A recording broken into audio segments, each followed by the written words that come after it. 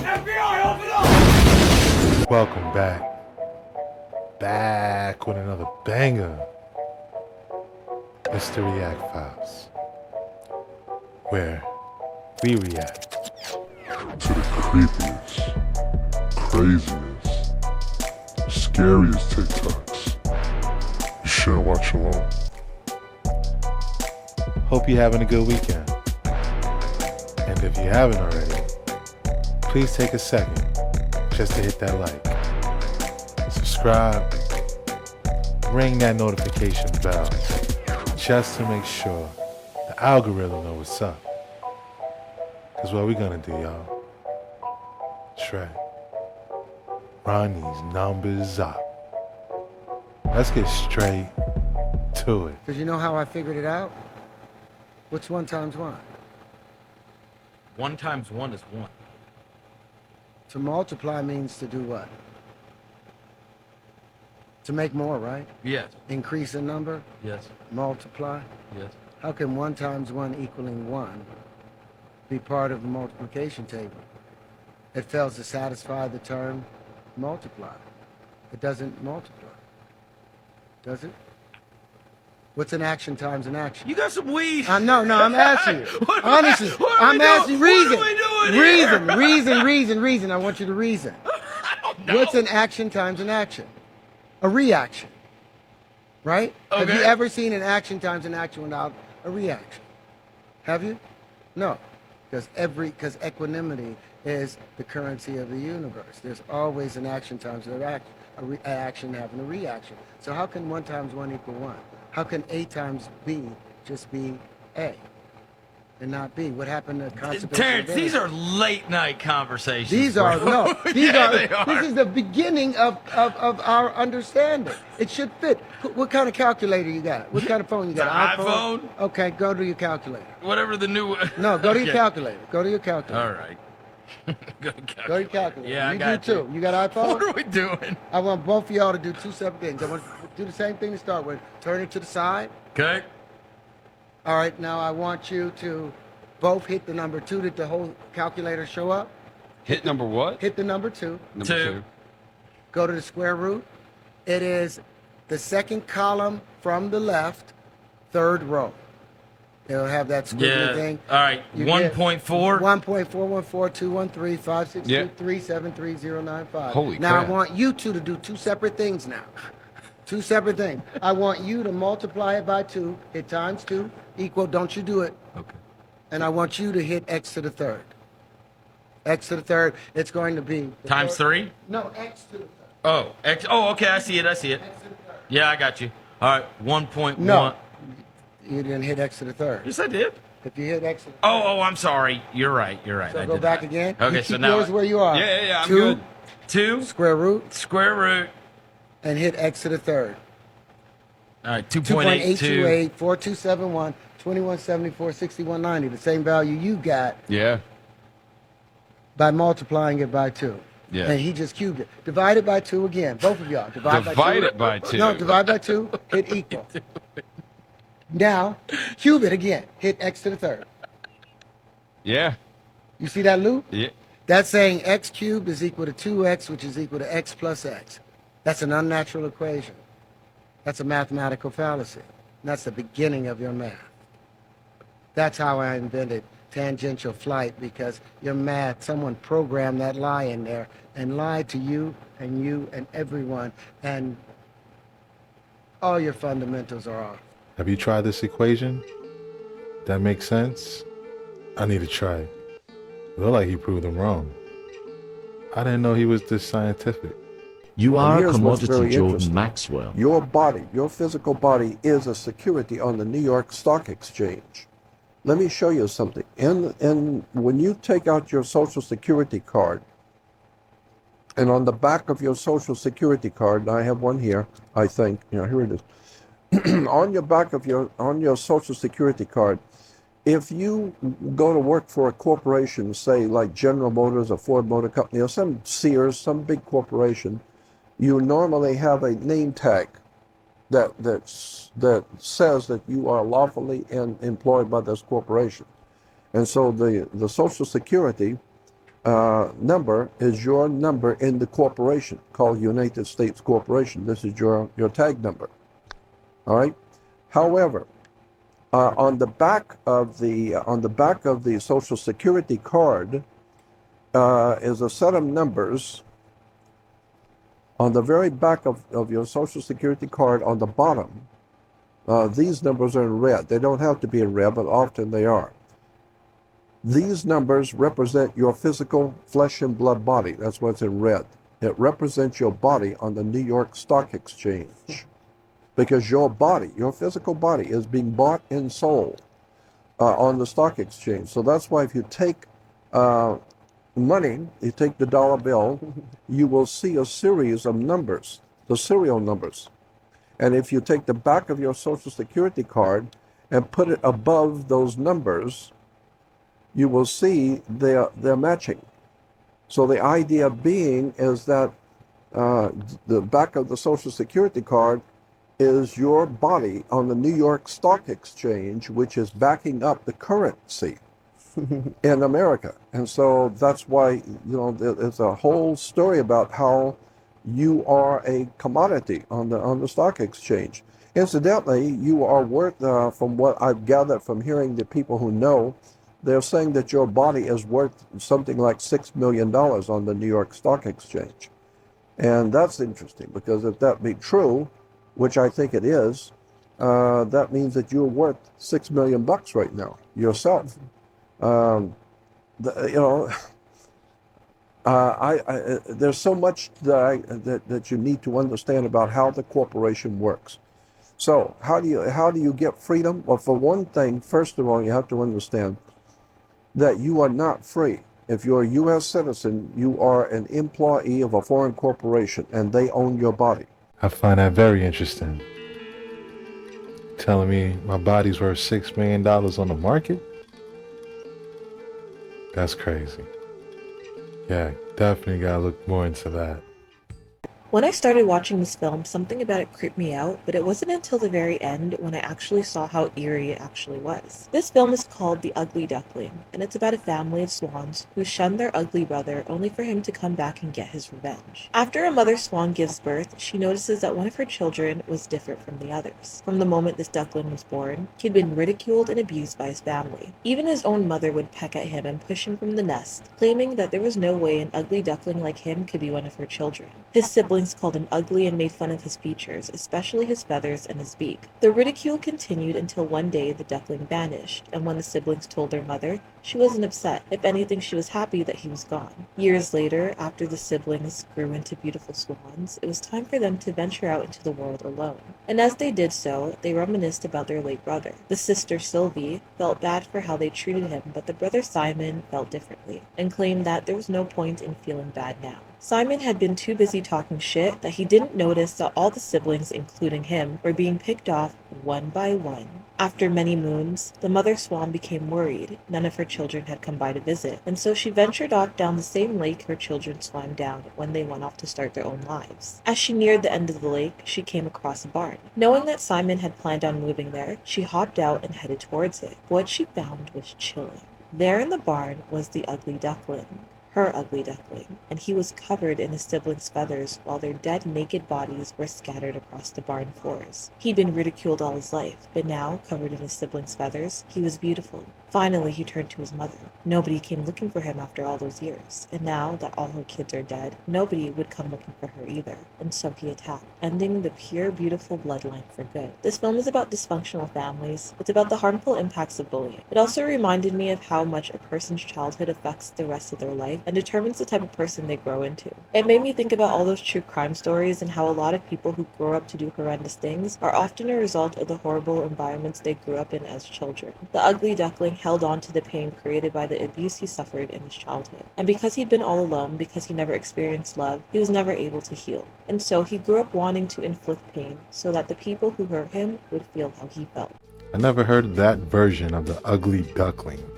That was pretty dark. Dark and creepy. But there was a lesson. Bullying is not cool. How long have your parents been gone, little one? It's certainly been a while. Don't you want someone to take care of you? Let me in. Let me in. How long have your parents been gone? That's why windows need curtains. Then now open that window.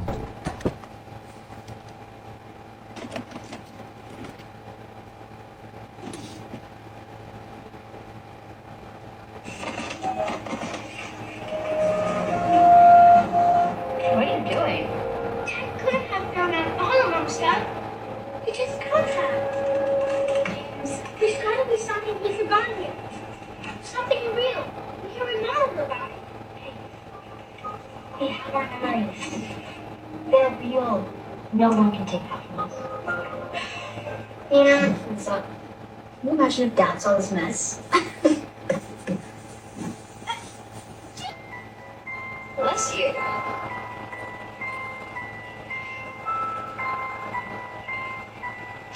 What is that?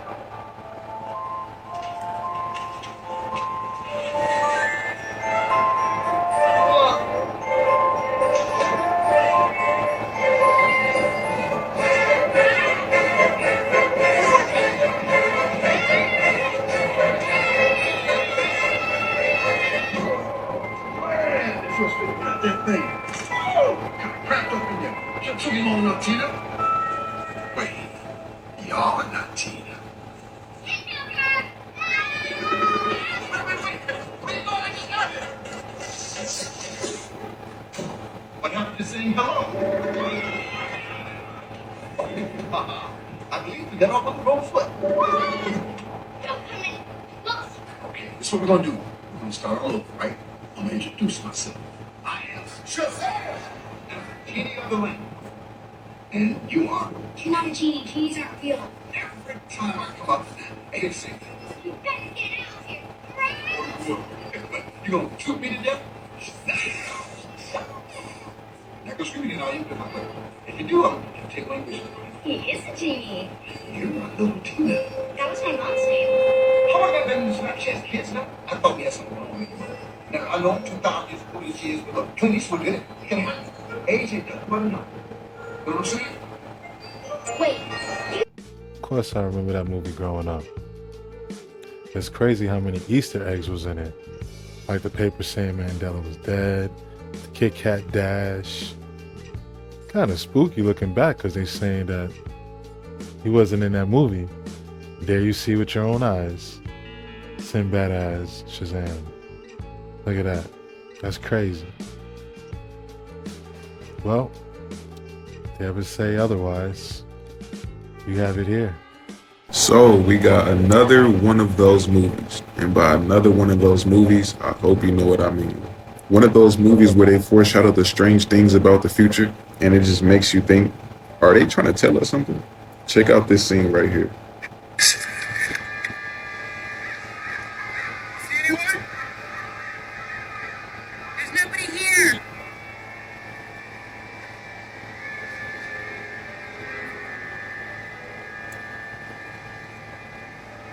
Brand new.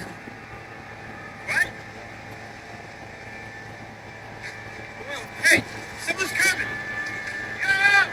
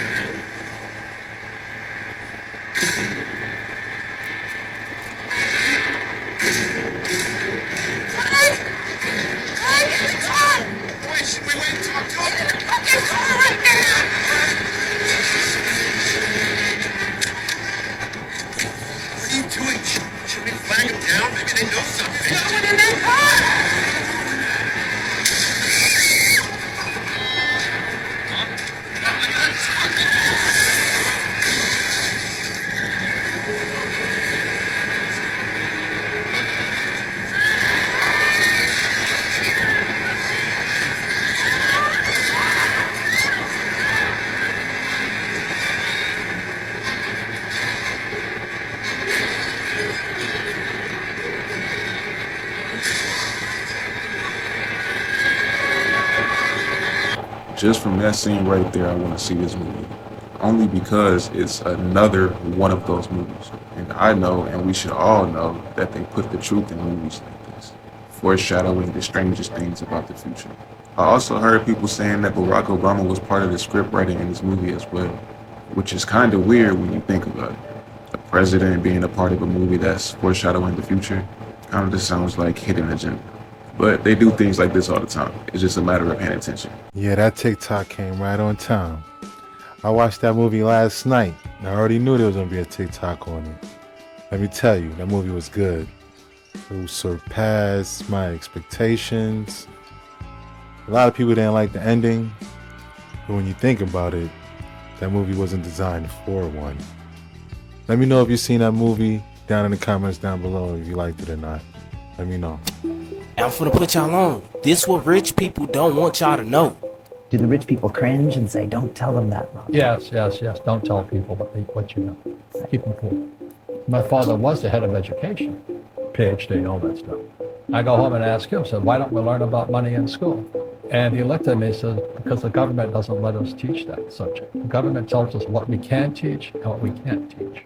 And I thought that was strange. And I said, but aren't we going to school to learn about money? He says, no, your job is to get a job. I said, but you get a job to earn money. He goes, no, you're supposed to just get a job. I went, no. Isn't the purpose of a job to earn money? He goes, you're correct.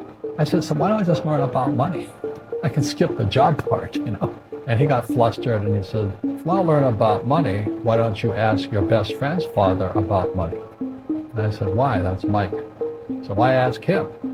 He says, because Mike's father is an entrepreneur. And I said, what are you? He says, I'm an employee. I'm a government employee. And I went, oh, what's the difference? He says, the difference is an entrepreneur must know about money, or they're no longer entrepreneurs. And he says an employee doesn't have to know anything about money. The government will take care of them, the company will take care of them. So I'm all confused. But I took my dad's advice and I trundled over to Mike's father's office and knocked on his door and I said, hey, I'm here, 9 years old. Teach me about money. He says, beat it, kid, you know. But that's when the story of Rich Dad Poor Dad started. And finally, through persistence, my rich dad started teaching me about money on one condition. And that condition was he would never pay me. He says, the moment I pay you, you think like an employee. He says, that's the trap. Entrepreneurs work for free. And now I'm 9 years old, my head's going cracking in half. He says, you never want a paycheck. Understand that, kid. I said, okay, I got it. And he says, well, how do I make money? He says, that's what entrepreneurs figure out. It's like, there's many formulas for great success in money. There's thousands of them. Did y'all get that? Did y'all take notes? He really just put us on game and gave us the sauce. I'm just saying, if you got it, you got it. If you didn't, go replay it. Y'all let me know in the comments, did this rich man just put us on game or not? Like and follow for more wisdom and stay tuned. Follow me on YouTube if y'all want that exclusive content. Yeah, he definitely did put the world on game. Robert Kiyosaki. Rich Dad, Poor Dad, bestseller. Hey man, I think it was funny. First time he went to his rich dad, he said, you beat it.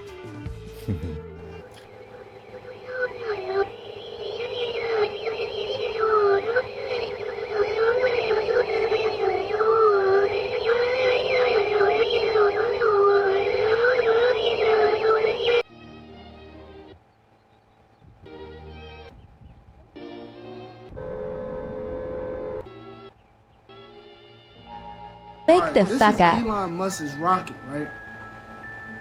I have a real question for this shit. Because I'm questioning everything. Why does it look like a big ass bullet? Y'all ever think about that? Look at this shit. These are the other rockets.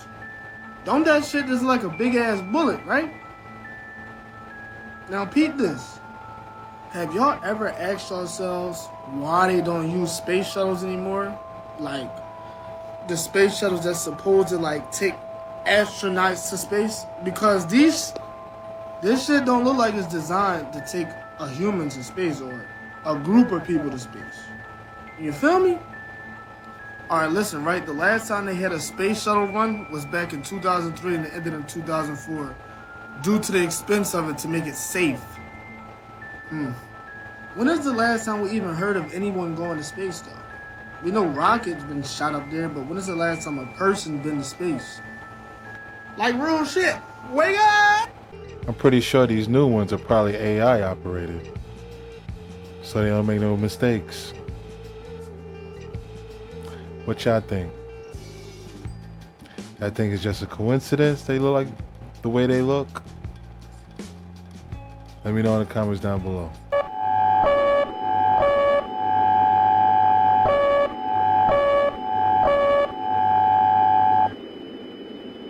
We interrupt this broadcast to inform you that you are in imminent danger. Please do not panic. At this time there is an entity approaching your location. This entity is extremely dangerous, so please carry out the following instructions. Lock and secure all doors and windows. Shut off any sources of noise.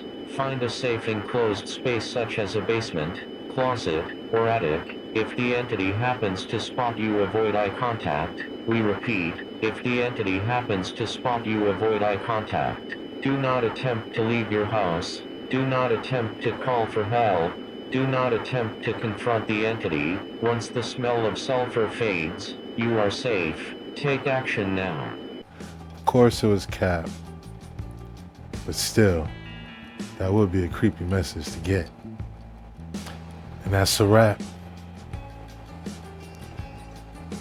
I hope you enjoyed tonight's rabbit hole. And if you haven't already, please take a second just to smash that like, subscribe, ring that notification bell, just to make sure the algorithm knows what's up. That's what we're gonna do, y'all. That's right. Ronnie's numbers up. Thanks again. Until next time.